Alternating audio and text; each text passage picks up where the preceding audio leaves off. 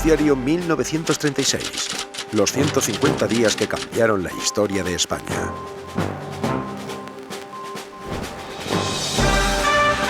Noticiario independiente de la tarde. Desde nuestros estudios de la calle Antonio Maura de Madrid.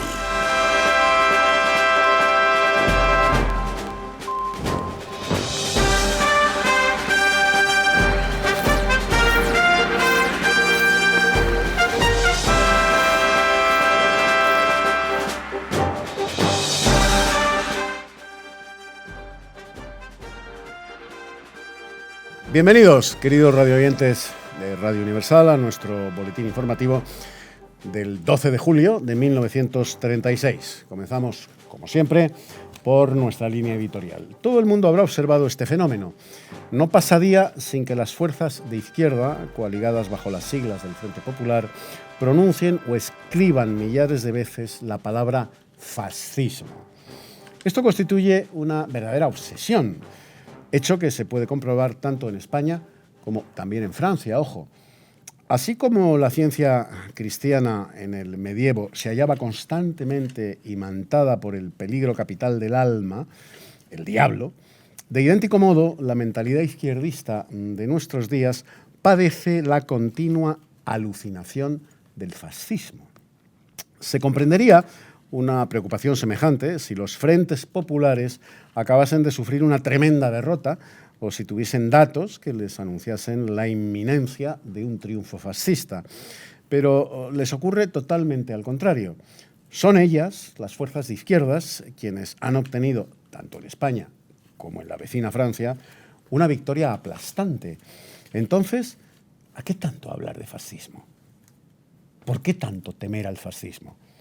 A los frentes populares les ocurre una cosa trágica. Los creadores del fascismo son, sin quererlo, ellos mismos. Cogen a todos los fascistas existentes hoy y los meten en la cárcel. Ya está suprimido el peligro, pero el frente se pone a actuar y, a consecuencia de ello, a la semana siguiente el país amanece otra vez lleno, infestado, de la semilla fascista. Es un fenómeno que parece inverosímil, casi mágico. En el fondo, es un fenómeno perfectamente lógico y natural. El Frente Popular necesita al fascismo para tener a alguien a quien odiar, para movilizar a las masas, para justificar su incapacidad de gobierno, para justificar, en definitiva, lo injustificable. Con el Frente Rojo nada cambia. Su odio y sectarismo es siempre igual. Y nos vamos a ir ya con nuestra primera noticia de publicidad antes de la información nacional. ¿Sufre usted hernias? Antes de comprar nada, examine todo lo que se anuncia y al visitarnos podrá compararlo con el inimitable supercompresor Hernios automático, el más perfecto y científico que existe, sin tirantes de clase alguna, que construido ex professo para usted, sirve para dominar y reducir totalmente su dolencia. Gabinete Ortopédico Hernios, Barcelona. Pues vamos ya sin más dilación a repasar la actualidad nacional en Radio Universal. Las huelgas no remiten, sino que se siguen extendiendo por toda la geografía de la nación, cuando ya parecía imposible el aumento de la conflictividad laboral.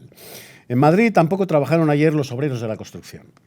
Si los obreros no entran al trabajo este lunes, habrán desautorizado las minorías parlamentarias socialista y comunista y al comité ejecutivo de la UGT, según dice el señor Yuji.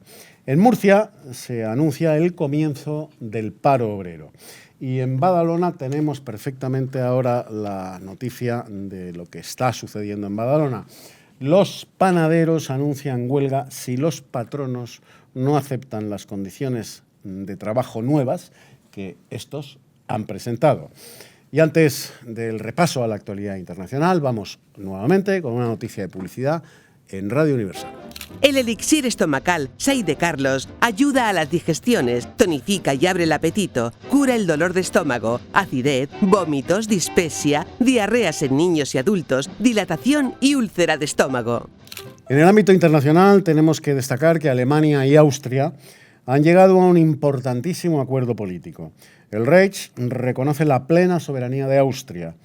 Unos 125 millones de seres humanos han unido su destino sin contar con los 34 millones de habitantes de Polonia.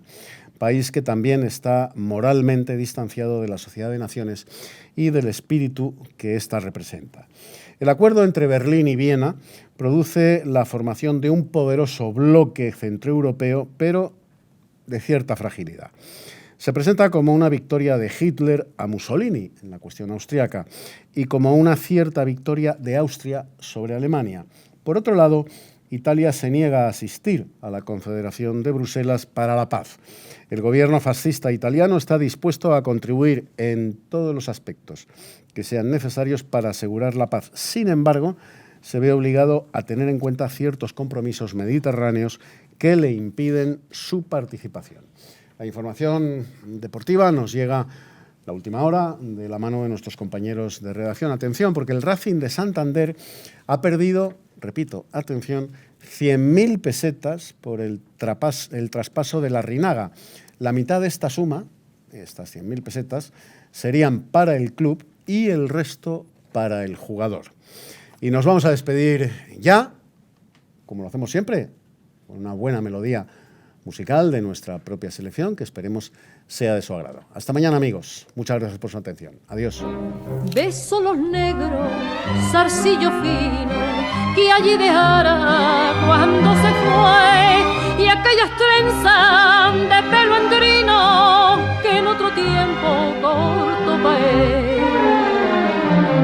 Cuando se marchó. Bueno, pues ya estamos nuevamente en el siglo XXI. Acabamos de trasladarnos al presente siglo desde el 12 de julio de 1936, que es el día que les hemos narrado hace unos segundos en el noticiario 1936. Y para contextualizar lo que le hemos contado a todos ustedes en el noticiario 1936, correspondiente al 12 de julio de la fecha de 1936, vuelve a estar con nosotros el profesor de Historia Universal y de Historia Contemporánea de la Universidad CEU San Pablo, Carlos Gregorio.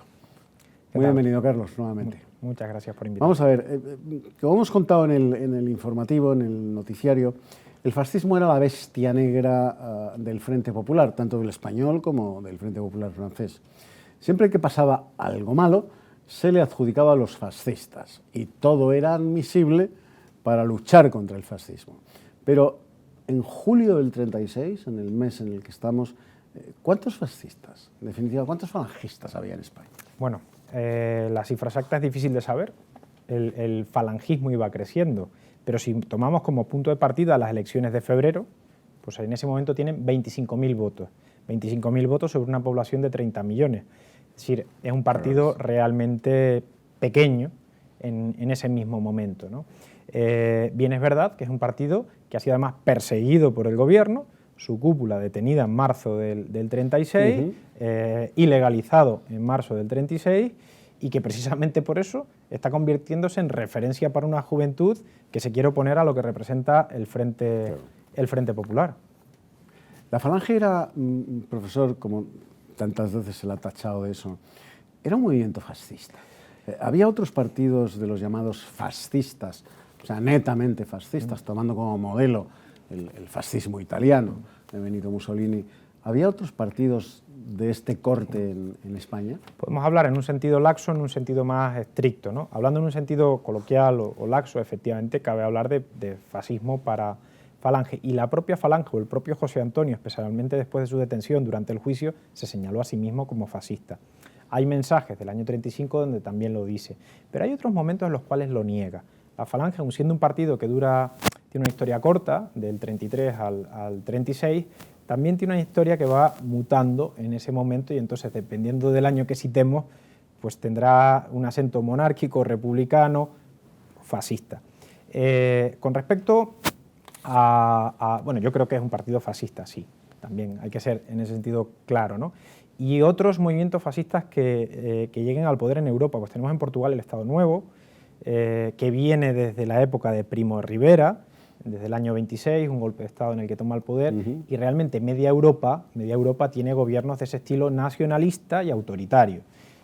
Podemos ir a los Balcanes, podemos ir hasta Escandinavia, podemos ir obviamente a la Italia de Benito Mussolini, que sería el paradigma. También Alemania, ¿no? Desde el año 33 está gobernando ya Adolfo Hitler. Otros lugares de Europa, realmente prácticamente toda Europa llegó a tener gobiernos de ese corte, menos Francia e Inglaterra. Gobiernos fascistas. Sí, y Francia también incluso, habría que decirlo, si dejamos correr el reloj y vamos al año 41, pues también, 40-41. Porque el fascismo es un movimiento que tiene una implantación en toda Europa muy importante. Muy importante en ese tiempo. Muy importante. Las dos corrientes mayoritarias en Europa son los comunistas y los fascistas. Es el momento en las cuales las dos tiran de la política europea. ¿En qué naciones, profesor, gobernaban partidos y movimientos a los que la izquierda llamaba fascistas?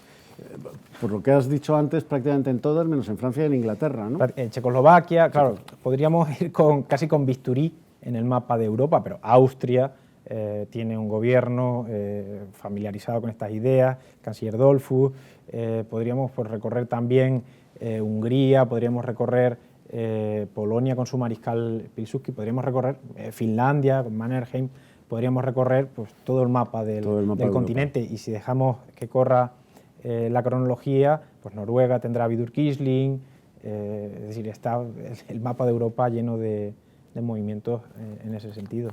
Claro, es que hoy el español medio cree que el fascismo es una cosa que ocurrió solo en Italia, en Alemania y en España, y de eso nada.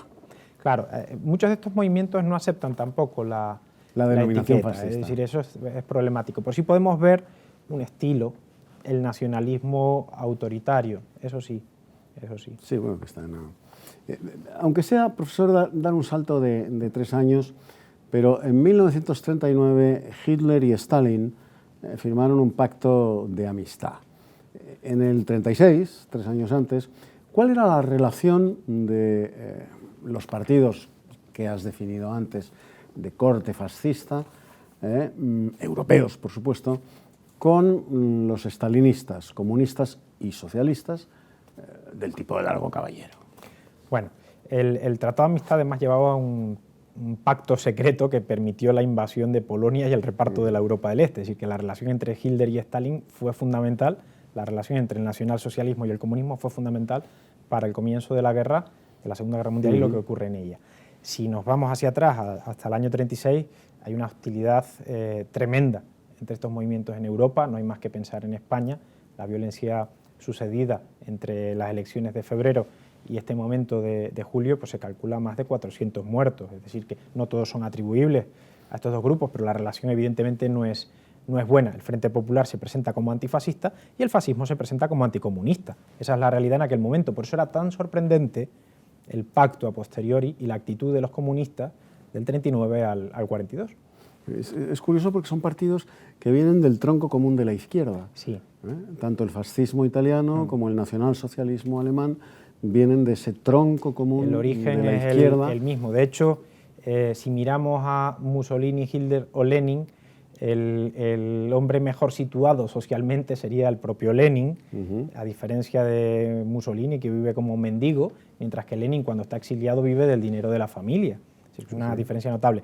Hitler, huérfano, muy joven, que también vive pues, casi como un vagabundo en las calles de Viena, y todos ellos militan en opciones socialistas en su juventud, Mussolini o Hitler evidentemente también. Bien, volvamos a la realidad de 1936 y vamos a hablar de fútbol, señor, pero del año 36. El Racing de Santander ha pedido 100.000 pesetas, atención, 100.000 pesetas del 36, por el traspaso de Larrinaga. La mitad de esa suma sería para el club, 50.000 pesetas para el club, y el resto, las otras 50.000, para el jugador. Eso era mucho dinero entonces, ¿no? Pues sí, no sabría transferirlo a moneda actual, pero podemos comparar. El presidente del gobierno de aquel momento gana en torno a 2.500 pesetas, 2.450 pesetas, es decir que en ese sentido el precio de este fichaje es un precio equiparable seguramente a los mejores fichajes de la actualidad, y la desproporción entre el salario de un presidente de gobierno en la actualidad y el salario del futbolista mejor pagado pues bueno, no sea tan grande. Hoy pasa igual. Y aquí si era el presidente del gobierno español, me da lo mismo de unos que de otros, ganar lo que gana una estrella de fútbol de primera división. no estoy hablando de Cristiano Ronaldo o de Messi, de un jugador de primer nivel, de primera división. Vamos. Bajando un pequeño escalón, había algunos detalles, por ejemplo, mínimos salariales para los que eran solteros y un mínimo salarial distinto para los que eran casados. Claro, mínimo salarial distinto para los que tenían hijos, ¿no? Es decir, el salario del futbolista se hacía depender también de su situación familiar. Ya estaba reglamentado, sí. Pues muchísimas gracias, profesor Carlos Gregorio, por haber estado una vez más con nosotros en Noticiario 1936. Y a todos ustedes, queridos amigos, ya saben, hasta la edición de mañana. Adiós, gracias.